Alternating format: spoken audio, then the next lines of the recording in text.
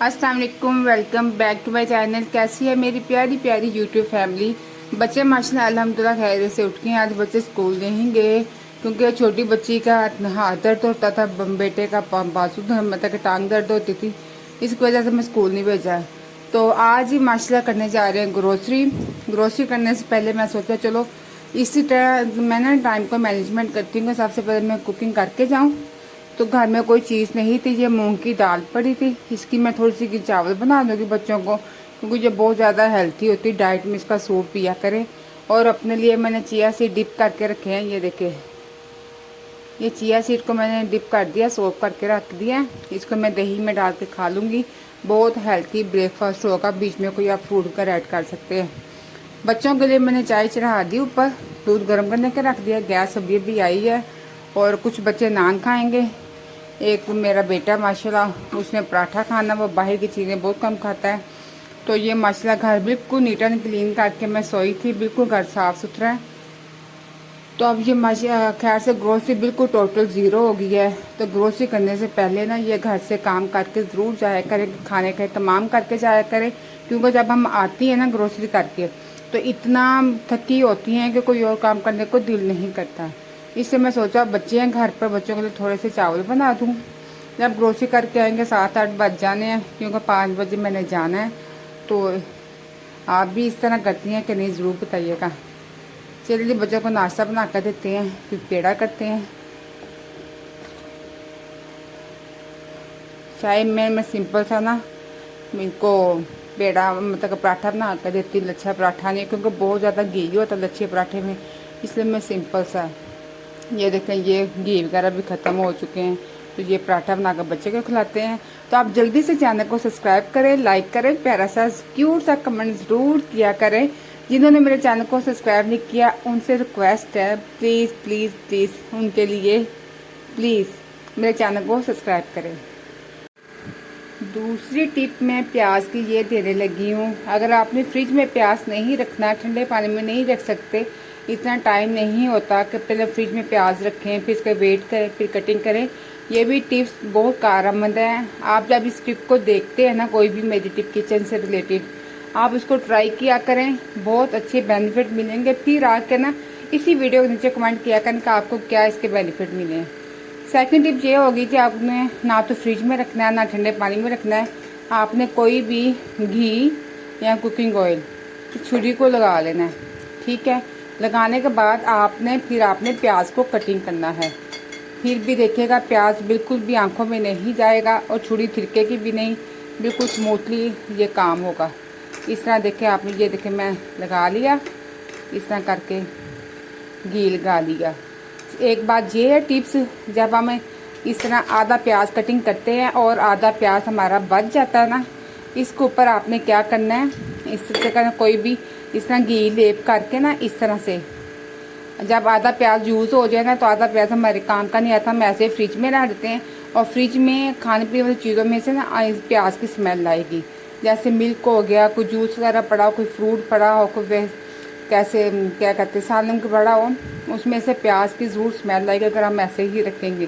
कुछ लोग foil paper में डाल के रखते हैं, लेकिन पहले फॉल पेपर लेके आए, फिर ये टिप को ट्राई करें। सिंपली आपने घी लगाना है, जब हाँ प्याज आपकी ज़रूरत ना हो, घी लगा के आपने प्याज को फ्रिज में रख देना है। देखेगा प्याज की बिल्कुल भी करवाहट, बिल्कुल भी स्मेल आपकी फ्रिज में से नहीं आएगी। ये बहुत दो टोटके आजमूदा है, इसका ज़रूर ट्राई कीजिएगा और चैनल को लाइक और सब्सक्राइब कीजिएगा। रूटीन आपके साथ शेयर करूँगी। जब बच्चे स्कूल जाते हैं, साथ हस्बैंड का भी, बच्चों का भी, सबको देखना पड़ता है।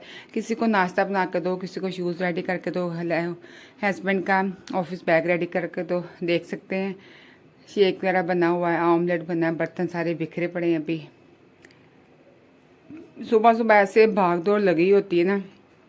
तो ये माशाल्लाह मैं कल अल्हम्दुलिल्लाह ग्रोसरी लेके आई थी। तो ये जो स्टैंड आप देख रहे हैं ना,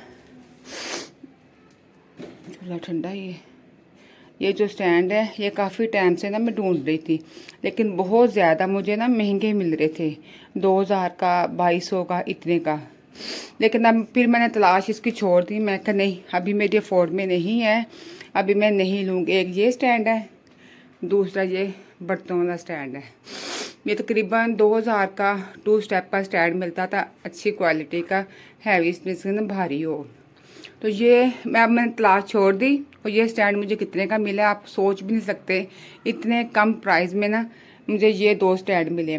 ये मुझे 800 का मिला है 3 स्टेप। 2 स्टेप मुझे मिल रहा था 1500 का, 3 स्टेप मुझे 800 का मिला है।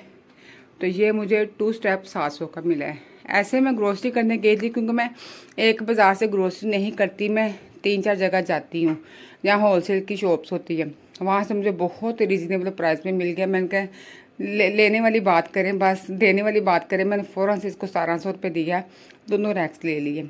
मेरा पहला रैक्स टूट चुका है। अभी किचन फिलहाल फुल बिखरा पड़ा है, ग्रोसरी सेट करनी है, किचन सब कुछ नीट एंड क्लीन करना है। बच्चे खैर से जा चुके हैं, हस्बैंड को भी रेडी करके भेज दिया है। आज है ना गर्मी की वजह से ना फ्लू सा हुआ हल्का सा। और अंदर क्या कहते हैं, बेटी मेरी बैठ के पढ़ रही इधर।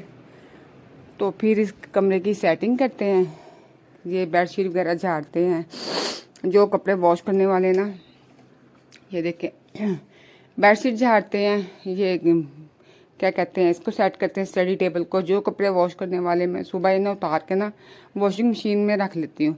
कभी कभार सोचती हूँ कि डेली मशीन लगाऊँ, लेकिन डेली मशीन नहीं लगती, क्योंकि अब तो ना क्या रीडिंग चेक करने वाले आने वाले हैं। इसलिए मेरे हस्बैंड बोल के गए हैं कि बहुत ज़्यादा आपने ना अभी मशीन नहीं लगानी, क्योंकि अभी रीडिंग चेक करने वालों ने आना है। मीटर कहीं तेज़ी से ना भागता हो तो आपने कपड़े लगा मशीन लगाई हो। मैं कहा चलो मैं इकट्ठे करके तो रख लेती हूँ कितने कपड़े जमा हो चुके हैं। सबसे पहले तो ये बेड वगैरह मैं सेट करती हूँ। जब तक मैं बेड सेट ना करूँ, चीज़ें सेट अपनी जगह पे पड़ी हो ना, आप यकीन माने घर आपका बिल्कुल नीट एंड क्लीन लगता है। तो मैं चीज़ें वगैरह सेट करती हूँ, कपड़े वगैरह समेट के रखती हूँ, फिर किचन क्लीन करते हैं। तो ये सारी रूटीन होती है सुबह से लेके जब बच्चे स्कूल जाते हैं ना, तब उनके जाने के बाद ये मेरे काम होते हैं। तो आपने वीडियो को वॉच करना है, लाइक करना है, प्यारे से क्यूट से कमेंट ज़रूर किया करें। अब आपको सारा नीट एंड क्लीन करके दिखाते हैं। ये देखें जी, किचन मैंने नीट एंड क्लीन कर लिया है। ये देखें, दिन में पता नहीं कितनी दफ़ा होता है, बच्चों के घर में तो माशाल्लाह ऐसे ही चलता रहता है, बार बार किचन को क्लीन करना पड़ता है। अब जी आती है जी ये राशन की बारी। इसको अच्छे से सेट करके रखते हैं तो अल्लाह ताला बरकत डाले, पूरे महीने का राशन होता है। तो मैं तो इस पर ना आयत बांट के फूंक देती हूँ कि महीने के एंड तक मेरा माशाल्लाह राशन चलता है। तो किचन माशाल्लाह नीट एंड क्लीन है। ये देखें, इस चीज़ें, इस कमरे की भी चीज़ें मैंने सेट कर ली है। तो अब माशाल्लाह घर बिल्कुल नीट एंड क्लीन है। इस टाइम हो रहा जी 9 बजे। 9 बजे मैं बिल्कुल काम करके फ्री हो चुकी हूँ। अब बंदा इस तरह सुबह सुबह काम कर ले ना बच्चों को स्कूल भेजने के बाद, तो कोई और भी इंसान काम कर सकता है। इस तरह टाइम को ना मैनेजमेंट किया जाता है। तो अब हो सके मैं मशीन लगा लूँ। अभी तो बहुत तेज़ हवा चल रही है, और वैसे भी ये लास्ट डे चल रहे हैं क्या कहते हैं रीडिंग चेक करने के। इससे मैं सोच रही हूँ लगाऊँ कि ना लगाऊँ। तो अभी फ़िलहाल सोच रही हूँ कि ना लगाऊँ, क्योंकि रीडिंग चेक करके चले जाए ना मीटर वाले, फिर मैं लगाऊँगी। फिर मशीन लगाऊँगी, मीटर तेज़ी से घूमेगा तो वो फिर मीटर पे बर्डन पड़ेगा। तो ये तो मेरा आज का छोटा सा 7 o'clock 9 o'clock तक रूटीन आपके साथ शेयर की है। वीडियो को लाइक किया करें, प्यारे प्यारे क्यूट से कमेंट किया करें। मिलते हैं आपको इंशाल्लाह नेक्स्ट नई वीडियो के साथ। तब तक ढेरों ख्याल रखिएगा। अल्लाह हाफिज़।